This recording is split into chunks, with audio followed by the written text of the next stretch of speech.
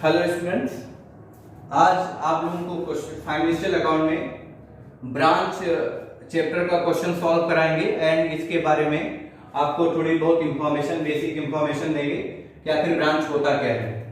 तो dear students, आपको बता दें ब्रांच हमारा फाइनेंशियल अकाउंट्स में एक चैप्टर है और जो हम क्वेश्चन आपको सॉल्व कराएंगे वो साहित्य भवन पब्लिकेशन के बुक है, उसका क्वेश्चन नंबर 6 सॉल्व कराएंगे जो इंपॉर्टेंट है, एग्जाम में मैक्सिमम ये जो है पूछा गया है।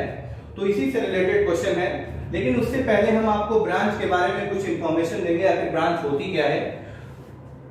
ब्रांच का मतलब है कि एक इंडिविजुअल पर्सन या कोई कंपनी या कोई इंस्टीट्यूशन एक जगह पर बैठकर, एक जगह पर रहकर वो अलग अलग शहरों में अपने शोरूम, अपने बिजनेस को डाले या अपने बिजनेस को बढ़ाए, एक जगह से कंट्रोल करके, वो हमारी ब्रांच होती है। कहने का मतलब है कि हम एक जगह पर बैठकर अपने अलग अलग शहरों में अपने बिजनेस को फैला दें, जिससे हमारा बिजनेस बढ़े, हमारा प्रॉफिट बढ़े। तो वहां पर जो हमारा बिजनेस है, दूसरी जगह पर बिजनेस है, वो हमारा ब्रांच कहलाता है।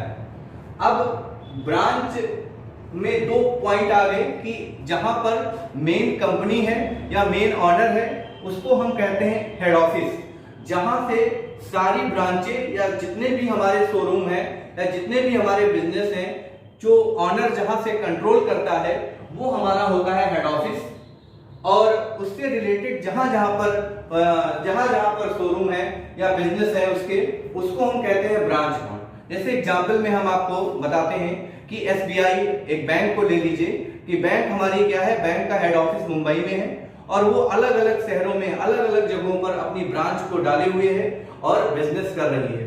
इसी तरह रेमंड शोरूम ले लीजिए, रेमंड शोरूम का हेड ऑफिस कहीं अलग है, वहां से वो दूसरे पर्सन को रजिस्ट्रेशन देता है, अपने कंट्रोल में अपने प्रोडक्ट को बेचता है, जिससे उसकी सेल्स बढ़ती है, उसका प्रॉफिट बढ़ता है। क्योंकि हम एक जगह पर बैठकर मैक्सिमम प्रॉफिट नहीं कर सकते हैं जब तक हम अपने बिजनेस को बढ़ाएंगे नहीं, अलग अलग जगहों पर बिजनेस करेंगे नहीं, तब तक हमारा प्रॉफिट गेन नहीं हो सकता है। इसी से रिलेटेड हमारा जो क्वेश्चन है वो हम क्वेश्चन नंबर 6 हम आपको पहले रीड कराते हैं और इसके बाद क्वेश्चन समझाते हैं, बताते हैं कि ब्रांच में हेड ऑफिस जो अपने ब्रांच अकाउंट बनाती है उससे प्रॉफिट कैसे निकालती है, उसका ट्रांजैक्शन कैसे दिखाती है।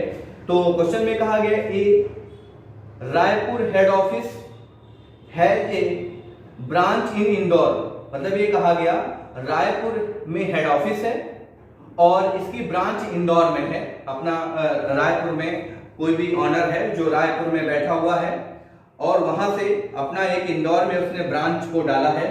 All goods are supplied to branch by head office at cost price.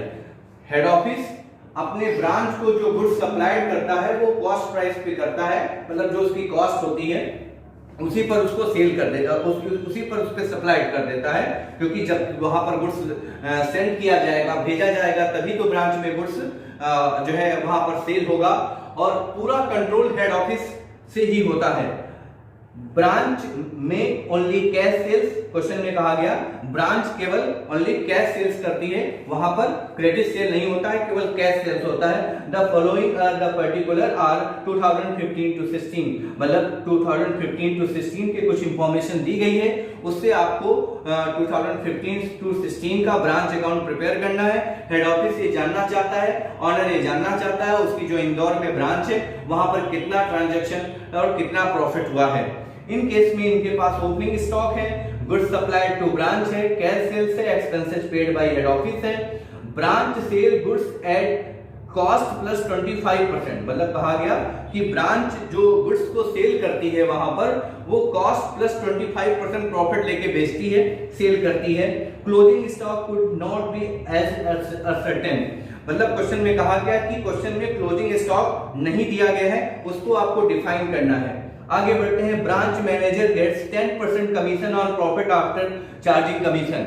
ये कहा गया कि जो वहां का ब्रांच मैनेजर है, क्योंकि जब हम कोई अपनी ब्रांच खोलते हैं तो वहां पर एक हमारा जो है मैनेजर होता है जो पूरी देखरेख करता है, उसको पूरा कंट्रोल करता है, वो उसको मैनेज करता है, तो उसको 10% कमीशन दिया जा रहा है। जो भी प्रॉफिट होगा उसको 10% वहां पर कमीशन दिया जाएगा, जिससे वो अच्छे से काम कर सके। प्रिपेयर इंदौर ब्रांच अकाउंट, ठीक है, तो आपको इंदौर ब्रांच अकाउंट कंप्लीट करना है। तो इसमें बेसिक क्वेश्चन है, लेकिन साथ में इसमें क्लोजिंग स्टॉक पूछा गया है और मैनेजर कमीशन पूछा गया है आफ्टर चार्जिंग कमीशन। इन केस में आपको मैं ब्रांच अकाउंट सबसे पहले बनाता हूं। ये हेड ऑफिस की बुक्स में बनता है। हेड ऑफिस जो उसका ऑनर होता है वो अपनी बुक्स में प्रिपेयर करता है। वो जानना चाहता है कि उसकी जो इंदौर ब्रांच है, उसकी जो ब्रांच है, वहां पर कितना प्रॉफिट हुआ है और क्या ट्रांजैक्शन है। उसके लिए सबसे पहले आपको ओपनिंग स्टॉक दिखाना होगा। ओपनिंग स्टॉक में यहाँ पर केवल स्टॉक है 50,000 का, तो मैंने दिखा दिया, लेकिन आपको बता दें कि यहाँ पर बैलेंस बीडी के नाम से भी दिखा सकते हैं। बैलेंस बीडी में अगर आपके पास स्टॉक, गुड्स का भी स्टॉक है, फर्नीचर का भी स्टॉक है, प्रीपेड का स्टॉक है, पीटी कैश का भी स्टॉक है, तो इन केस में हम ये सारे आइटम यहाँ पर दिखा सकते हैं अगर ओपनिंग बैलेंस हमारे पास है। अगर नहीं है, एक है या दो है, जो भी है उनको हम वहां पर चार्ज कर सकते हैं। तो यहाँ पर केवल ओपनिंग स्टॉक है, इसलिए मैंने केवल ओपनिंग स्टॉक दिखा दिया। अब हेड ऑफिस क्या करेगी, ब्रांच को गुड्स सप्लाइड करेगी। जब ब्रांच को गुड्स सप्लाइड करेगी तो आपको डेबिट में दिखाना होगा। जब कभी भी हेड ऑफिस अपनी ब्रांच को गुड्स सेंड करेगा तो हम उसको डेबिट साइड में दिखाएंगे। कुछ भी अगर ब्रांच को कुछ भी भेजा जाए या कोई भी एक्सपेंस होगा वो सब डेबिट में दिखाना है। ये छोटा सा अकाउंट बनता है और मोस्ट इंपोर्टेंट क्वेश्चन होते हैं, तो आप इसको आसानी से क्वेश्चन को सॉल्व कर सकते हैं। तो गुड्स सप्लाइड जो क्वेश्चन में बताया गया, goods supplied to branch 5 lakh, तो 5 लाख यहाँ पे दिखा दिया गया। फिर यहाँ पे ये कहा गया कि expenses paid by head office, क्योंकि हेड ऑफिस तो वहां के जो एक्सपेंस है उसके ब्रांच के उसका रेंट होगा, जो शोरूम होगा उसका रेंट होगा, वहाँ एम्प्लॉई होंगे, उनको सैलरी दी जा रही होगी, या ईटीसी और भी एक्सपेंस हो सकते हैं। तो जो भी एक्सपेंस होंगे उनका हम अगर नेम है तो वहाँ पे नेम लिख देंगे, नहीं तो हम डायरेक्ट टू कैश करके, क्योंकि उसका पेमेंट होता है, टू कैश करके हम यहाँ पर 25,000 दिखा दिया। इसके बाद आगे बढ़ते हैं। क्वेश्चन में कहा गया कैश सेल्स।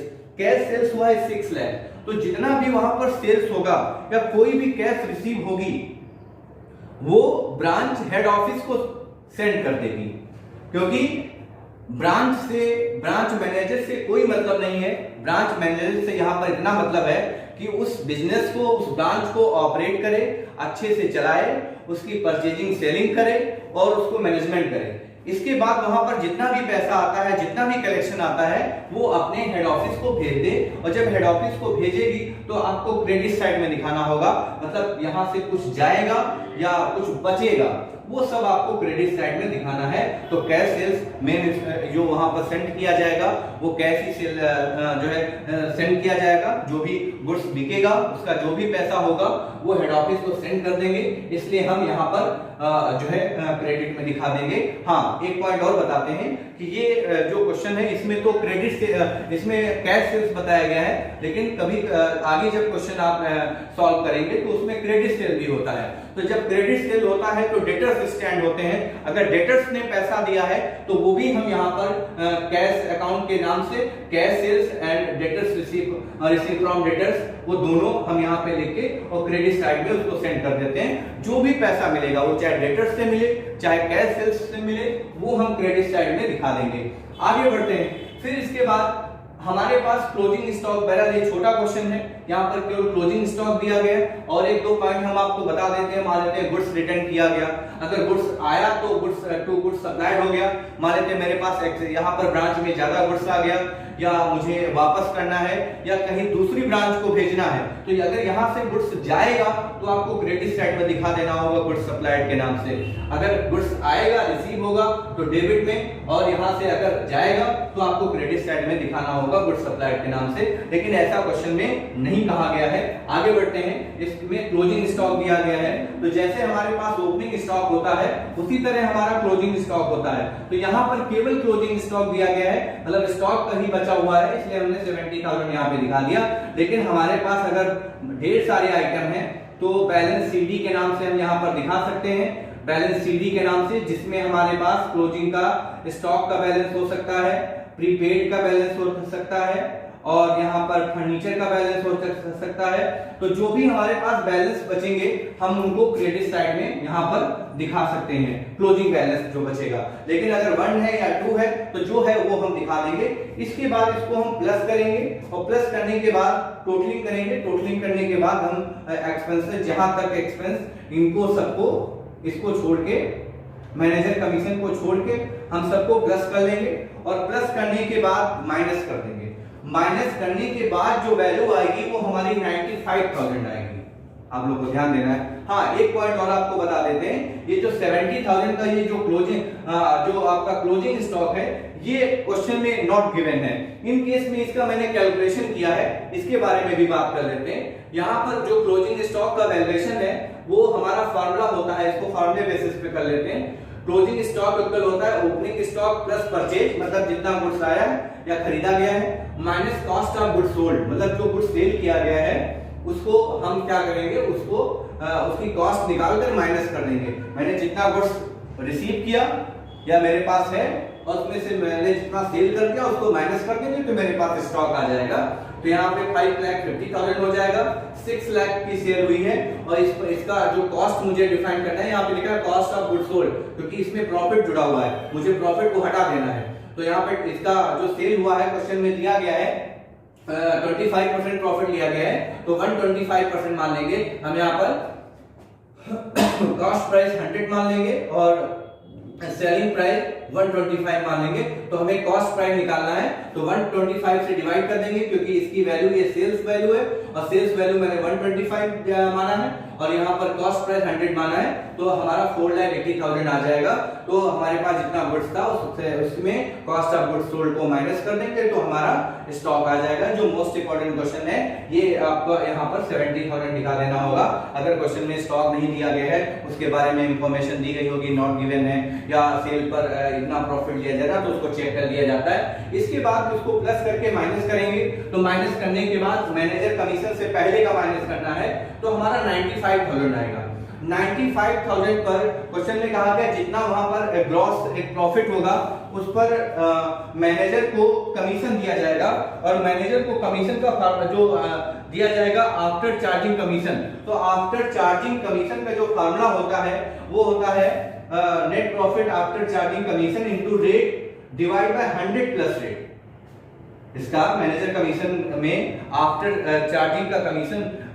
चार्जिंग कमीशन का फार्मूला होता है net profit after charging commission into rate divide by 100 plus rate. तो इसका कैलकुलेशन करेंगे तो हमारा जो वैल्यू आ जाएगी 8,636 रुपीज। इसको मैंने पहले सॉल्व कर दिया है क्योंकि कैलकुलेशन में टाइम बहुत ज्यादा लगता है, इसलिए मैंने पहले इसको सॉल्व कर लिया है और मैनेजर का कमीशन यहाँ पर दिखा दिया है 8,636।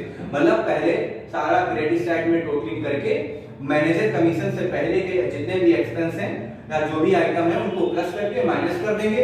माइनस करने के बाद जो वैल्यू आएगी उस पर हम मैनेजर कमीशन निकालेंगे और इसके बाद ये मैनेजर कमीशन भी हम 95,000 में माइनस कर देंगे।